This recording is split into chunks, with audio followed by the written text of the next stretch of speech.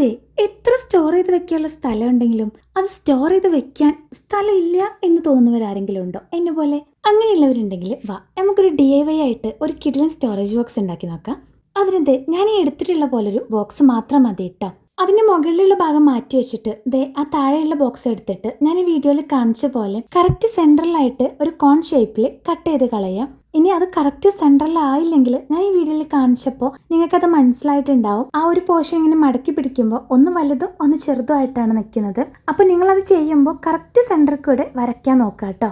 എന്നിട്ട് അതിൻ്റെ ആ ഒരു ഭാഗത്ത് കുറച്ച് ഗമ്മ് തേച്ചിട്ട് ഒട്ടിച്ചു കൊടുക്കുക. ഇനി നമ്മൾ നേരത്തെ മാറ്റി വെച്ചുല്ലോ, ആ ഒരു പോർഷൻ എടുത്തിട്ട് ഇതിൻ്റെ രണ്ട് സൈഡിലേക്ക് ഇങ്ങനെ വെച്ച് കൊടുത്തിട്ട് അതിന് കറക്റ്റായിട്ട് കട്ട് ചെയ്തെടുക്കുകയാണ് കേട്ടോ. എന്നിട്ട് അത് രണ്ടും ആ രണ്ട് സൈഡിലായിട്ട് ഒട്ടിച്ചു കൊടുക്കുക.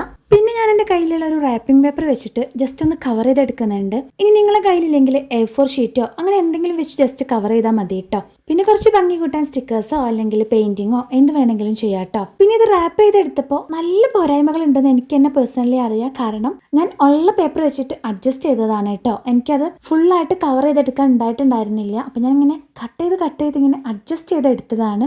അപ്പോൾ അതിൻ്റെ കുറച്ച് മിസ്റ്റേക്സും കാര്യങ്ങളും ഉണ്ടാവും, അതൊന്ന് ക്ഷമിക്കാം കേട്ടോ. പിന്നെ ഞാൻ 2 പീസ് കട്ട് ചെയ്തിട്ട് അതിനകത്തേക്ക് ഇറക്കി വെച്ച് കൊടുക്കുന്നുണ്ട്. അപ്പോൾ അത്രയേ ഉള്ളൂ. വീഡിയോ ഇഷ്ടമായിട്ടുണ്ടെങ്കിൽ ലൈക്ക് ചെയ്യുക, സബ്സ്ക്രൈബ് ചെയ്യുക, സപ്പോർട്ടാക്കുക. ബൈ.